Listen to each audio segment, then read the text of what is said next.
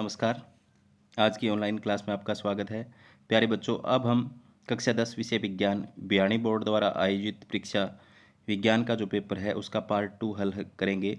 हमने कोड ए पहले हल कर लिया था, अब कोड बी देखते हैं हम। तो पहला प्रश्न आज की आपकी स्क्रीन पर क्या है? एक गोलीय दर्पण की वक्रता त्रिज्या 20 सेंटीमीटर, उसकी फोकस दूरी क्या होगी? तो उसकी आधी होगी। कितना आ जाएगा? फोकस दूरी जो होती है वक्रता त्रिज्या की आधी होती है, तो 10 सेंटीमीटर आ जाएगा। कितना आ जाएगा? 10 सेंटीमीटर। ठीक है, पहले का ऑप्शन क्या हो जाएगा? 10 सेंटीमीटर। आगे है, अभिनेत्र लेंस की फोकस दूरी में परिवर्तन किया जा सकता है। फोकस दूरी में परिवर्तन करती है पक्षमापी पेशियां। तो ऑप्शन नंबर 20 का सही। प्रकाश के अवयव वर्णों में विभाजन को क्या कहते हैं? तो इसे कहते हैं, प्रकाश जब प्रिज्म से गुजरता है तो 7 रंगों में बंट जाता है, उसे कहते हैं स्पेक्ट्रम या वर्णक्रम। ऑप्शन नंबर सी इसका सही हो जाएगा। विद्युत आवेश का एसआई मात्रक क्या है? आवेश का पूछा है तो यहाँ पर क्या हो जाएगा? कूलाम हो जाएगा। ऑप्शन नंबर सी इसका सही हो जाएगा। आगे पांचवें, निम्नलिखित में से कौन सा जैव ऊर्जा स्रोत का उदाहरण नहीं है? तो यहां पर आप नहीं वाले को काटो। उदाहरण है, जैव मात्रा ऊर्जा स्रोत का उदाहरण है। तो है में तो देखो कोयला भी है, गोबर गैस भी है, लकड़ी भी है। तो इसमें ऑप्शन नंबर डी हो जाएगा इसका। कौन सा नहीं है? ऑप्शन नंबर डी इसका हो जाएगा। सौर सेल किस तत्व से बनाया जाता है? तो ये सिलिकॉन से बनाया जाता है। ऑप्शन नंबर सी इसका सही हो जाएगा। आगे, निम्न में से कौन सी गैस बायोगैस में होती है? तो मैथेन भी होती है और हाइड्रोजन भी होती है। तो ऑप्शन नंबर डी इसका सही हो जाएगा, ए और बी दोनों।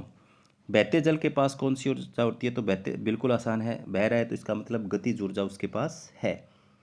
आगे है, नोमा टिहरी बांध किस नदी पर बना है? तो इसका आंसर होएगा नर्मदा नदी पर। कौन सा बांध पूछा है? टिहरी बांध पूछा है। तो टिहरी बांध जो है,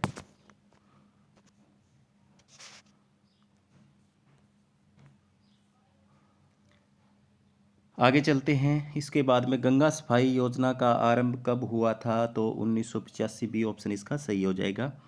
आगे है, Fe2O3 plus 2Al Al2O3 plus 2Fe। तो यहाँ पर जो एल्युमिनियम है वो लोहे को विस्थापित कर रहा है, तो विस्थापन अभिक्रिया, ऑप्शन नंबर सी इसका सही हो जाएगा। आगे है, श्वसन एक क्या है? तो ऊष्माक्षेपी अभिक्रिया है। तो इसमें क्या आएगा? ऊष्माक्षेपी अभिक्रिया है। कठोर जल को मृदु बनाने के लिए किसका प्रयोग किया जाता है? तो दावन सोडे का प्रयोग किया जाता है, दावन सोडा। और इसका फॉर्मूला अगर लिखोगे आप, Na2CO3.10H2O। जो यहाँ पर डॉट, ठीक है, ये डॉट है भी, तो ऐसे लिख सकते हैं। ठीक है, आगे है प्रश्न नंबर 14, कौन सी धातु कमरे के ताप पर द्रव होती है? तो यहाँ पर धातु पूछा है, पहले वाले में ए धातु पूछा था, तो यहाँ पर Hg आ जाएगा, मरकरी आ जाएगा। ठीक है, आगे, निम्न मैग्नीशियम का इलेक्ट्रॉनिक विन्यास होता है, 12 नंबर पे आता है, परमाणु क्रमांक 12, तो प्रोटीन 12, इलेक्ट्रॉन भी 12, तो 12 किसमें? 2 8 2, बी ऑप्शन इसका सही हो जाएगा।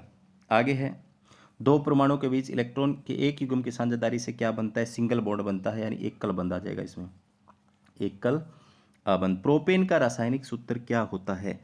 तो प्रोपेन मैथ एथ प्रोप, 3 कार्बन, तो C3H8।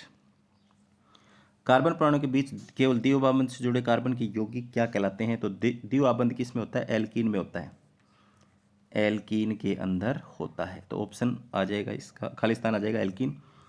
आगे है, स्वपोषी पोषण के लिए क्या आवश्यक है? ये ए में भी आया था और बी में भी है, देखो, तो उपरोक्त सभी हो जाएंगे। क्लोरोफिल भी चाहिए, सूर्य का प्रकाश भी चाहिए, कार्बन डाइऑक्साइड भी चाहिए। आगे, खालिस्तान वे रुधिर वाहिकाएं जो रुधिर के हृदय को शरीर के विभिन्न अंगों तक ले जाती हैं। तो रुधिर से विभिन्न अंगों तक लेके जाती हैं, धमनी। क्या आ जाएगा? धमनी। आगे है, निम्नलिखित में किसका वहन पौधों के जाइलम द्वारा होता है? जैसे जाइलम, जैसे जल। तो ऑप्शन नंबर सी इसका सही हो जाएगा। ठीक है, ऑप्शन नंबर सी इसका सही हो जाएगा। इसके बाद में 22 जो है, शरीर की कैसे रख दिया? रीढ़ की हड्डी की खालिश रक्षा करती है, तो ये ऑप्शन में पहले आ गया था उस ए में। तो इसकी रक्षा करती है, मेरु रज्जु की रक्षा करती है। ठीक है, पेशी कोशिकाओं में विशेष प्रकार की खालिस्तान होती है जो आकृति तथा व्यवस्था दोनों को बदल देती है।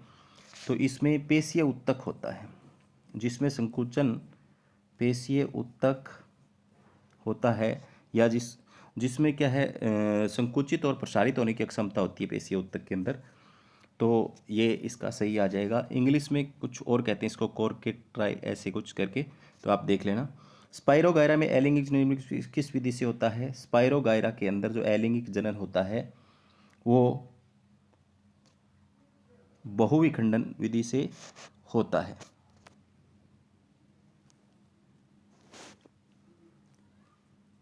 तो हम कर रहे थे स्पाइरोगायरा में जो जनन है वो खंडन विधि से होगा। किस विधि से होगा? इसमें स्पाइरोगायरा है वो कई भागों में खंडित हो जाता है और उससे नए जीव बन जाता है। आगे है, निम्नलिखित में से कौन मादाओं में मादा जनन तंत्र का हिस्सा नहीं है? तो यहाँ पर आपसे पूछा गया है मानव मादा जनन 25 का इसमें हो जाएगा। शुक्रवाहिका नहीं होता, शुक्रवाहिका नर का होता है। तो ऑप्शन नंबर डी इसका सही हो जाएगा। नर और मादा में कितने जोड़े गुणसूत्र पाए जाते हैं? तो ये 23 जोड़े आएगा। कितना आएगा? 23 जोड़े। लैंगिक जनन वाले जीवों में अभिलक्षण की जीन के प्रति प्रारूप होते हैं तो ये 2 हो जाएगा। 2 हो जाएगा। लैंगिक जनन वाले जीवों में एक अभिलक्षण की जीन के कितने प्रारूप होते हैं? तो 2 हो जाएगा। आगे है, शाकाहारी कौन से पोषी स्तर पर आते हैं? तो शाकाहारी जो पोषी स्तर पे आते हैं वो आते हैं प्यारे बच्चों द्वितीय। आगे है, 2 कृत्रिम पारितंत्रों के नाम बताओ। तो इसमें हम लिख सकते हैं खेत, बगीचा। आगे ऊर्जा देने वाले उच्च ऊर्जा वाले पराबैंगनी विकिरणीय अणुओं ऑक्सीजन को विघटित कर खाली स्थान में बन जाती है। तो ये ऑक्सीजन आएगा, यहाँ पर सही लिखा हुआ है ऑक्सीजन। ठीक है, क्या आ जाएगा? ऑक्सीजन। तो प्यारे बच्चों ये था बी कोड का पार्ट 2 जो हमने हल किया। मेरे हिसाब से इसमें कोई त्रुटि नहीं है। अगर फिर भी कोई हो गई तो आप कमेंट सेक्शन में छोड़ सकते हो, उसको हम सुधारने की कोशिश करेंगे। धन्यवाद।